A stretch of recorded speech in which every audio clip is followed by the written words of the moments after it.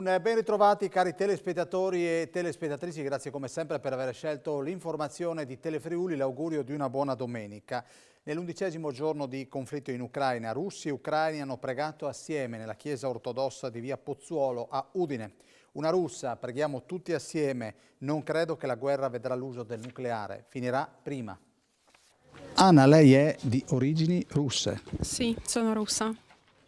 Questa è una chiesa nella quale convergono ucraini, russi? Sì, preghiamo insieme, siamo russi, ucraini, moldavi, romeni, ci sono anche italiani e sì, ci sono anche altre nazionalità qua, e qua preghiamo tutti insieme. Qui pregate tutti insieme, in Ucraina la situazione è diversa però.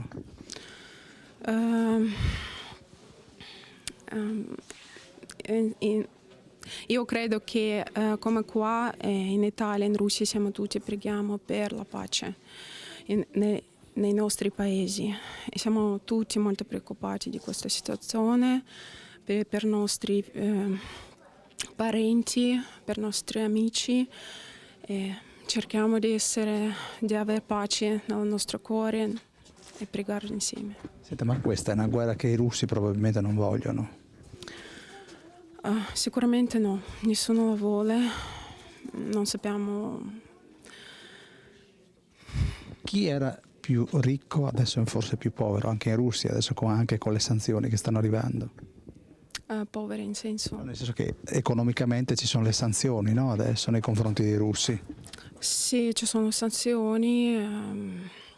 Sicuramente è il popolo russo che soffrirà per queste sanzioni, senza dubbi, ma speriamo che tutto finisca subito per tutti i paesi. Ha paura del nucleare? Sì, certo, abbiamo tutti paura, ma non crediamo che ci sarà. Finisce prima? Sì. Con me a casa ho una signora ucraina che mi lascia intendere anche a distanza quanto soffra per il suo popolo. Io penso ai bambini sotto i bombardamenti, è un pensiero che non mi fa dormire. Il maestro Giorgio Celiberti racconta a Telefriuli la sua preoccupazione per il popolo ucraino. Lo abbiamo avvicinato a margine dell'inaugurazione della sua mostra dedicata all'amore promossa da Landos.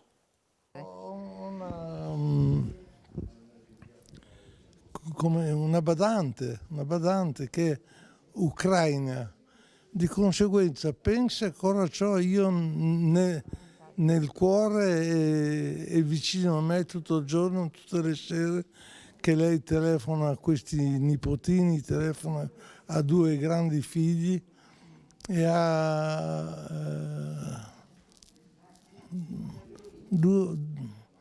due nipoti sicuro, uno maschio e una femmina. E lei giustamente si commuove perché telefona tutte le sere, che ben si intende, come minimo a questi angeli. Maestro, secondo lei che origine ha questa guerra in Ucraina? Che cosa ti posso dire di queste cose qua? Sono cose, chissà cosa passerà per la testa a questi uomini. Certamente non sono a posto con la testa, no? Certamente è una cosa incredibile pensare a quello che sta avvenendo. Quanti morti ci sono già e non è finita. Voltiamo pagina, a Campoformido è in fase di ultimazione una rotonda in un punto della Pontebana dove negli ultimi anni si sono verificati diversi incidenti a 2 passi dal centro abitato. Erika Furlani, una delle opere che insistono sul vostro territorio è la realizzazione della rotonda all'intersezione che porta o a Basaldella o anche alla zona di Carpeneto, un punto pericoloso. Sì, lì c'era un bivio, le amministrazioni precedenti si sono prodigate per risolvere il problema e la realizzazione della rotonda pare sia la soluzione di questo problema. Adesso i lavori entro la fine di marzo dovrebbero essere ultimati e quindi ci aspettiamo che le cose migliorino. Sappiamo già che probabilmente, perché così ci ha detto FVG Strade, probabilmente appena si apre una rotonda qualche cosa succede, perché chi passa di lì di rado non sa. Investimento? Ma per il comune di Campoformido sostanzialmente non c'è un reale investimento, perché la rotonda è realizzata da FVG Strade con fondi ministeriali, e l'unica spesa che ha avuto il comune di Campoformido sono stati gli espropri. Ecco, senta, lì è una zona dove passano, lo testimoniano, i conteggi, più di 30.000 veicoli al giorno. Assolutamente sì. Purtroppo il comune di Campoformido, ma anche il limitrofo comune di Basiliano di Prato o di Basiliano, una frazione di Basaglia Penta, ha purtroppo questo triste primato, no? Questo fa un po' morire il centro, perché soprattutto il traffico pesante che passa sulle nostre strade crea dei disagi non da poco. Ecco, noi auspichiamo la realizzazione della tangenziale sud, i cui lavori stanno procedendo, direi, abbastanza velocemente per quanto si possa pensare dal punto di vista burocratico. Purtroppo è un'opera così grossa, sappiamo che i tempi sono lunghi, ma se i lavori procedono così velocemente, così come stanno procedendo, speriamo che in tempi brevi, insomma, di poter mettere la prima pietra di questa tangenziale sud, che toglierebbe perlomeno il traffico pesante dai nostri centri abitati.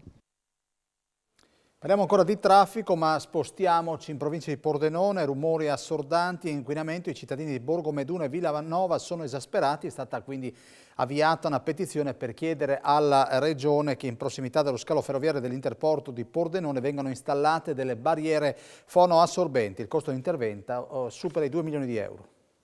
Una fonte inesauribile e ininterrotta di vibrazioni, rumore assordante, tanto da tenere sempre le finestre chiuse. Marco Bonazza è uno dei tanti residenti arrabbiati che ieri pomeriggio hanno firmato la petizione per chiedere che quanto prima vengano installate delle barriere fonoassorbenti nelle vicinanze dello scalo ferroviario dell'Interporto di Pordenone. Una serie di disagi patita da chi risiede tra Villanova e Borgo Meduna. Borgo Meduna soprattutto le vie limitrofe alla ferrovia hanno questo disagio ormai da 2 anni di rumori, di inquinamento quindi acustico, ma anche atmosferico, perché si usano ancora dei mulettoni a nafta, e poi anche quello luminoso, perché ovviamente è illuminato a giorno anche di sera. Dalla Regione sono arrivati i primi soldi per mitigare il problema, ma non basta, ci vorrebbe almeno ancora 1,5 milioni di euro. Abbiamo già portato a casa i primi 500.000 euro per avviare la progettazione dei pannelli fonoassorbenti da installare per mitigare l'impatto ambientale dell'Interporto, e attraverso il sostegno a questa petizione ci proponiamo di portare a casa i fondi per poter finalmente realizzare quest'opera molto attesa dai cittadini. Rimaniamo nella destra tagliamento, si chiama Pordenone Pulita e Inclusiva, il progetto sottoscritto da Comune, ASFO e Cooperativa FVG Servizi, che prevede l'impiego di persone con disabilità in iniziative di GEA a favore dell'ambiente. Azienda sanitaria Comune di Pordenone e Cooperativa FVG Servizi hanno stipulato un accordo che prevede l'inserimento di persone con disabilità nel progetto Pordenone Pulita e Inclusiva. L'obiettivo è quello di creare delle piccole squadre di ragazzi che nel territorio, precisamente nei quartieri e centro città, avranno la cura e l'onere di tenerla pulita, raccogliendo i piccoli rifiuti abbandonati sulla città. Le persone saranno impiegate da GEA, la società pubblica che si occupa della raccolta dei rifiuti.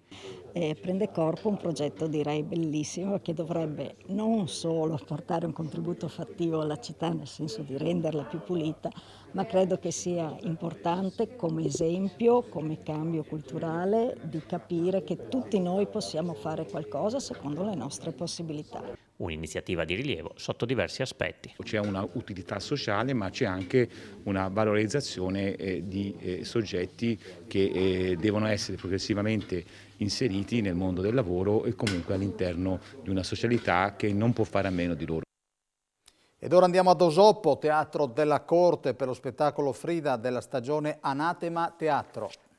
Dopo il successo dell'anteprima nazionale del Re Lear, il Re Bugiardo, per la stagione di Anatema Teatro al Teatro della Corte di Esopo è stata la volta di Frida, spettacolo prodotto da Lyric Dance Company, giovane compagine di danza fiorentina, fondata nel 2007 dal coreografo e danzatore Alberto Canestro, che sta riscuotendo ovunque sia stata presentata in Italia grandi successi. Dopo Callas, Maria Antonietta e Piaf, il coreografo fiorentino ha scelto ancora una volta una donna come protagonista del suo spettacolo, un viaggio nella vita della pittrice messicana Frida Kahlo, celebre artista, simbolo di libertà e femminilità, una delle figure centrali e più significative che rappresenta per molti un punto di riferimento, un modello di forza, di indipendenza e di stile. Il ritratto dipinto dal coreografo e direttore artistico evoca la complessità dell'anima di Frida, trasformando in passi di danza contemporanea le pennellate trasgressive e inquiete della pittrice messicana, icona dei movimenti libertari e femministi della prima metà del Novecento, trasportando lo spettatore in un mondo a tinte forti di donna che esprime la libertà di essere se stessa, senza maschere, autentica e naturale, icona di indipendenza, donna sperimentale e rivoluzionaria. Il caos interiore e del travaglio esistenziale sono espressi nello spettacolo con un linguaggio coreutico neoclassico di grande impatto estetico, capace di trascendere epoche e frontiere, con la giovane compagnia fiorentina interamente composta da danzatori scelti e formati professionalmente dal suo maestro, fondatore e direttore artistico Alberto Canestro.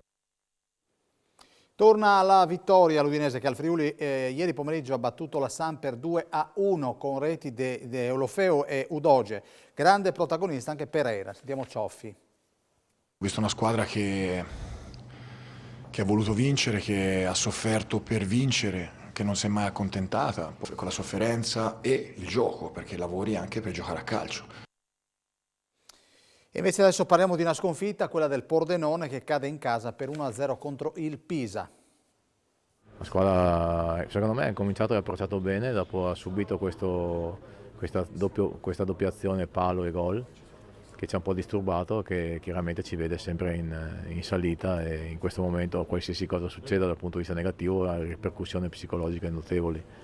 Però la squadra, tengo a precisare che comunque è sul pezzo, lavora, anche oggi ce l'abbiamo giocata ad armi pari perché sinceramente abbiamo tenuto botta a una squadra costruita per vincere, non è che lo invento io, lo dicono gli altri. Abbiamo finito, se dovete pranzare buon appetito, noi ci vediamo ovviamente alle 19 di questa sera con il nostro TG regionale, arrivederci.